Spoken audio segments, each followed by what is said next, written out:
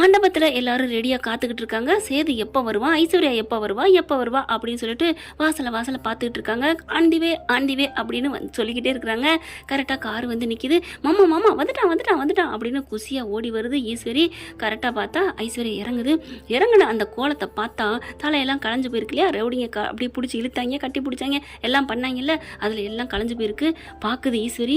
ஐஸ்வர்யா, என்ன இது கோலம், நீ நல்லா அழகாக மேக்கப்லாம் போட்டு போனியே, எங்கே அந்த கோலம், என்ன ஆச்சு அப்படிங்கிற அந்த பக்கத்து கதவை திறந்துக்கிட்டு சேது இறங்குறாங்க. ராஜாங்க ஓடி வராரு. பார்த்தா கையில் ஒரு புள்ளையோட இறங்கி வராரு. என்னையா, என்ன இது புள்ள, யார்ட்டு புள்ள, ஏது இது அப்படின்னு ராஜாங்க கேட்க, இது யார்ட்டு பிள்ளை இல்லை அப்பா, இது நம்ம புள்ளப்பா, என் அம்மாப்பா, நம்ம வாரிசுப்பா அப்படின்னு சொல்ல அப்படியே தூக்கி வாரி போடுது. என்னடி என்ன நடக்குது அப்படிங்கிற ஐஸ்வர்யா பார்க்குது. ஆமாம் ஆண்டி அப்படின்னு சொல்லிட்டு அங்கே நடந்ததை சொல்ல போகிறாங்க. என்ன நடந்துச்சுன்னா, அங்கேருந்து தூக்கிட்டு போகிறாங்க இல்லையா, ஆஸ்பத்திரிக்கு போகிறாங்க. அங்கேயும் சேர்த்துடுறாங்க. இங்கே கையெழுத்து சேதுக்கிட்டே வாங்குறாங்க. கையெழுத்து வாங்கிட்டு பொன் குழந்தை ஒன்று ஆண் குழந்தை ஒன்று பிறக்குதுங்க. அதுக்கப்புறம் இங்கே வெளியில் வந்து பொன் குழந்தை தான் பிறந்துச்சு அப்படின்னு அப்பத்தா என்ன பண்ணுது, குழந்தைய எடுத்துகிட்டு வெளியில் வருதுங்க. வர்றதுக்கு முன்னாடி நம்ம சேனலுக்கு உங்கள் பொண்ணான கையில் ஒரு லைக்கை போட்டு சப்ஸ்கிரைப் பண்ணி ஆதரவு கொடுங்க அன்பு உறவுகளே. இப்போ என்ன பண்ணுது, ஐஸ்வர்யா இருக்கா இல்லையா, அதனால அவள் போய் யார்ட்டையும் சொல்லிடக்கூடாதுங்கிறக்காண்டி, டேய் சேது இங்கே வா அப்படின்னு சொல்ல, என்ன பார்த்தா புள்ள பிறந்துருச்சா அப்படிங்கிற, பொன் குழந்தை பிறந்திருக்குடா, உன் அம்மா உன் ஆத்தாக்காரி பிறந்திருக்கா அப்படின்னு ஒன்று சந்தோஷப்பட்டு வாங்குறாரு, முத்தம் கொடுக்குறாரு. இப்பார், இனிமே இந்த குழந்தை அவளுக்கு வேணாமாண்டா. ஐஸ்வர்யா பார்க்குது. ஏங்க என்ன வேணான்னா, இது உங்க தலையில கட்ட பார்க்குறாங்க, இது வேணாங்க. ஏய் என்னடி நீ இறக்கமே இல்லாதவளா அப்படின்னு சொல்லிட்டு பயங்கரமாக திட்டுறாரு ஐஸ்வர்யாவை.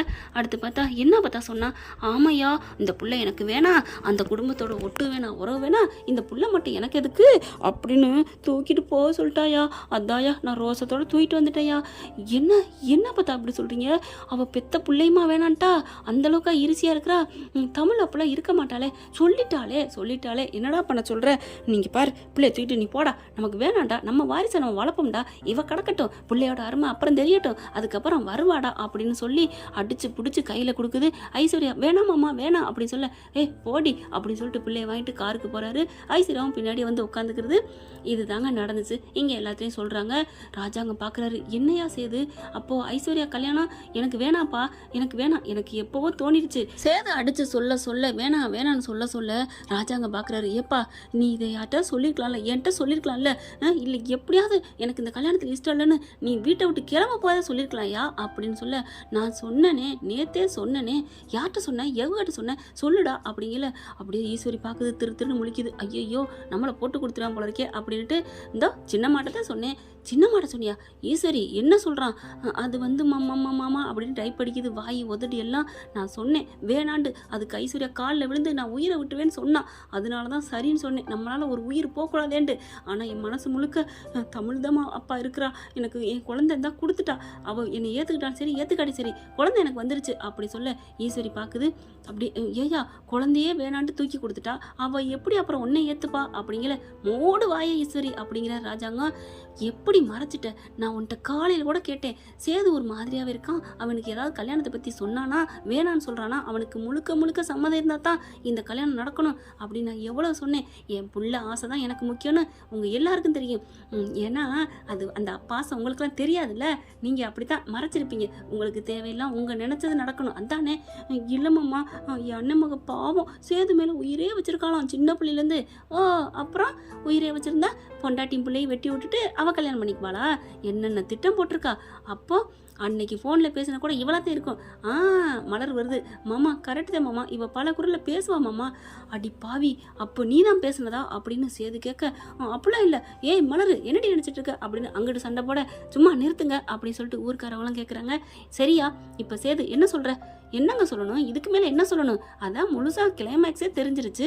இனி என்ன, எனக்கு என் புள்ள தான் முக்கியம், எனக்கு தமிழ் அவள் என்ன ஏற்றுக்கிறான்னு சரி, எனக்கு இவ வேணாம் அப்படின்ட்டு, அப்பா என்னை மன்னிச்சிருங்கப்பா, டேய் அதெல்லாம் விட்டுறா, அம்மா பிறந்திருக்கா, இது போதும் அப்படின்னு சொல்லிட்டு கிளம்புறாங்க. ஐஸ்வர்யா அப்படியே மண்டையை பிச்சுக்கிட்டு நீலாம்பரி மாதிரி உட்காந்துருக்கு. அதுக்கப்புறம் எல்லாம் வீட்டுக்கு வந்துடுறாங்க.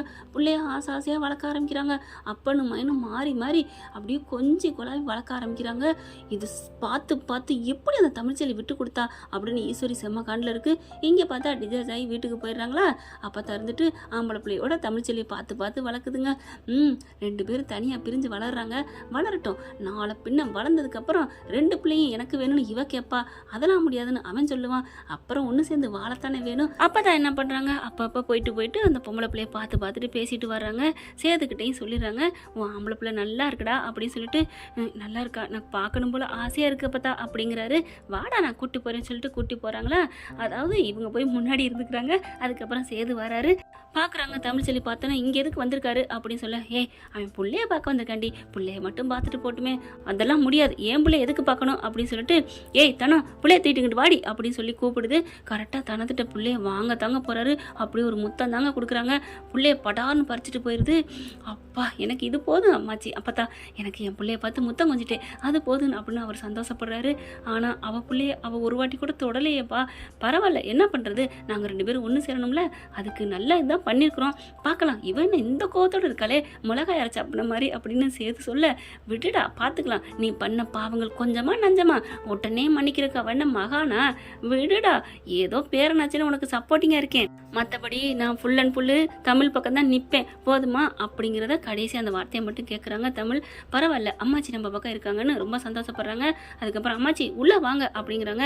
சேது வந்துட்டு தமிழ்னு வீட்டுக்குள்ள வர, யாரை கேட்டு உள்ளுக்க வரீங்க, எந்த உரிமையில் வந்தீங்க, உங்களுக்கு எனக்கு எல்லா உறவும் முடிஞ்சு போச்சு, தமிழ் அப்படிலாம் சொல்லாத, இது நம்ம புள்ள, நம்ம பையன் இல்லையா, யார் நம்ம பிள்ளை, இது 10 மாதம் சுமந்து பெத்த புள்ள, நான் பெத்த புள்ள, உங்களுக்கு இதுக்கு என்ன சம்மந்தம் இருக்கு, மரியாதை வெளில போங்க, இப்படி நீங்கள் சும்மா வந்துக்கிட்டு இருந்தீங்க, நான் ஊரை விட்டு காலி பண்ணிட்டு போயிடுவேன் அப்படின்னு சொல்ல, இல்லை தமிழ் நான் வரமாட்டேன் அப்படின்னு சொல்லிட்டு, தமிழ் மனசு மாறிட்டா சொல்லு, நாளைக்கு வர்றேன், மனசு மாறுமா, ஐயோ அப்படின்னு கத்துறாங்க. சேது போடா அப்படின்றாங்க. அப்பதான் அதுக்கப்புறம் சேது போயிடுறாரு.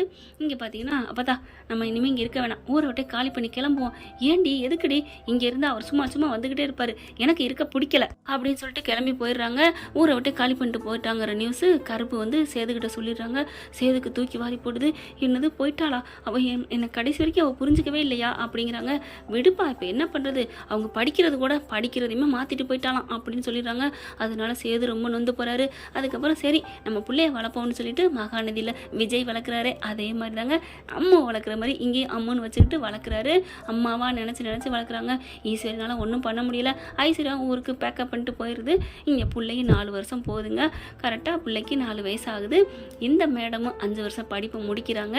முடிச்சுட்டு ஆண்டு விழாவில் பரிசு வாங்குறாங்க. முதல் அந்த காலேஜ்லேயும் இவங்க தான் ஃபஸ்ட் ரேங்க் எடுத்தாங்கன்னு சொல்லிட்டு பரிசு கொடுக்குறாங்க.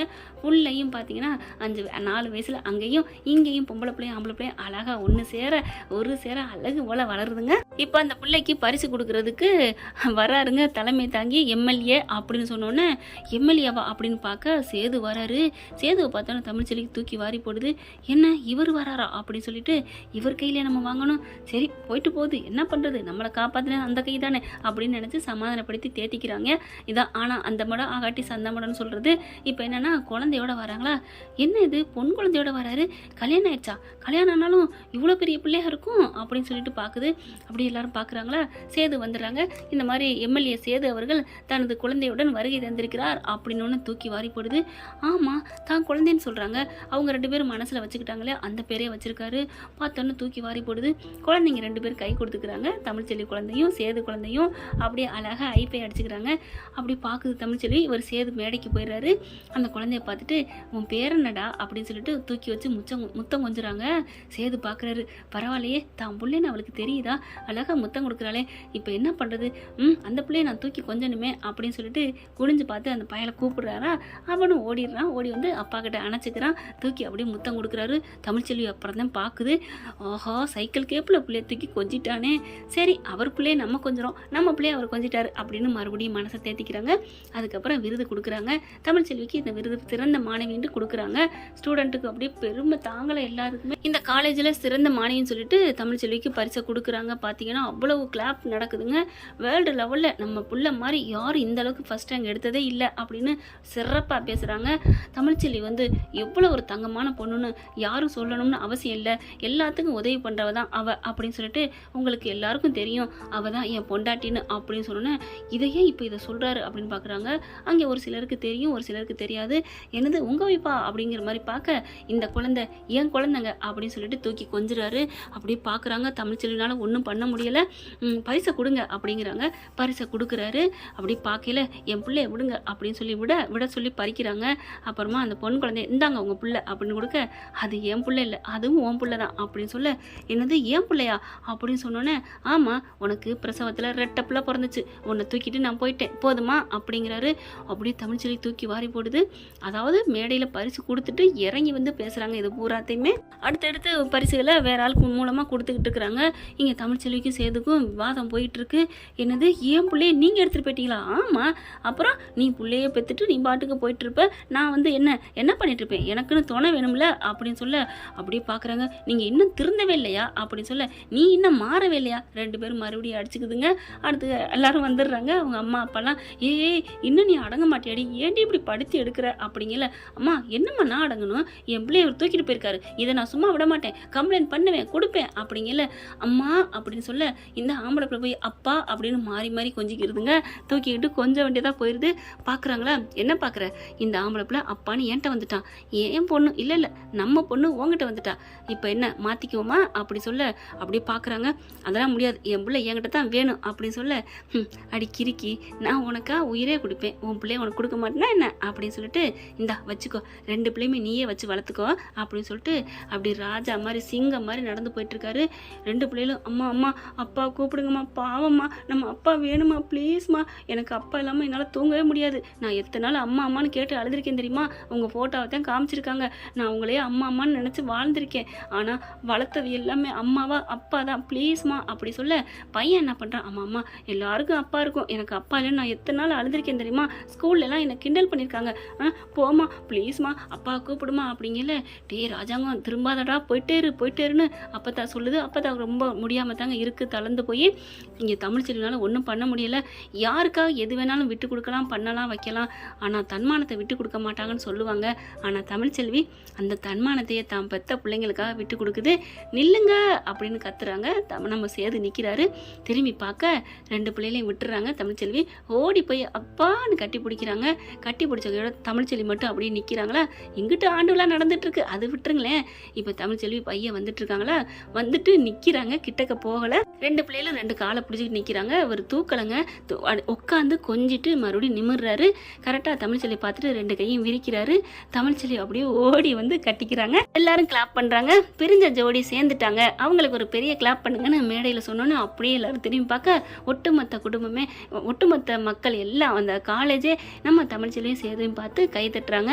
அவ்வளோ ஒரு சந்தோஷம். ராஜாங்கமும் வந்துடுறாருங்க. வந்துட்டு ரொம்ப தேங்க்ஸ்மா என் பிள்ளை ஏற்றுக்கிட்டதுக்கு அப்படின்னு சொல்ல, உங்களுக்கு மட்டும்தான் பிள்ளை பாசம் இருக்கா, நாங்களும் இன்னொரு ராஜாங்கம் தான், பிள்ளைக்காக என்ன வேணாலும் செய்வோம், ஏன்னா உங்களை பார்த்து தானே நானும் வளர்ந்தேன் அப்படின்னு சொல்ல, ரொம்ப தேங்க்ஸ்மா அப்படிங்கிறாங்க. அதுக்கப்புறம் எல்லாரும் சேர்ந்து கட்டி பிடிச்சிக்கிறாங்க. எங்கள் வீட்டில் எல்லா நாளும் கார்த்திகை அப்படின்னு சொல்லிட்டு. என்ன ஃப்ரெண்ட், இதோட முடிச்சுக்கிட்டா நல்லா இருக்கும் தானே கதை. பார்க்கலாம் என்னன்னு இழுக்க போகிறாங்கன்னு. இந்த பதிவு உங்களுக்கு பிடிச்சிருந்துச்சுன்னா உங்கள் பொண்ணான கையில் ஒரு லைக்கை போட்டு சப்ஸ்கிரைப் பண்ணி ஆதரவு கொடுங்க அன்பு உறவுகளே. Thank you friends. இந்த வீடியோ உங்களுக்கு பிடிச்சிருந்தா தயவு செய்து லைக் பண்ணுங்க. இன்னும் அப்டேட்ஸ்க்காக சேனலை சப்ஸ்கிரைப் பண்ண மறக்காதீங்க. நம்ம கிட்ட இருக்க எல்லா சேனல்ஸோட லேட்டஸ்ட் வீடியோ அப்டேட்ஸ்க்காக மேல ரைட் சைடுல காட்டுற லிங்கை கிளிக் பண்ணி வாட்ஸ்அப் குரூப்ல ஜாயின் பண்ணுங்க. உங்களிடம் விடைபெறுவது நான் உங்கள் மெஹர்.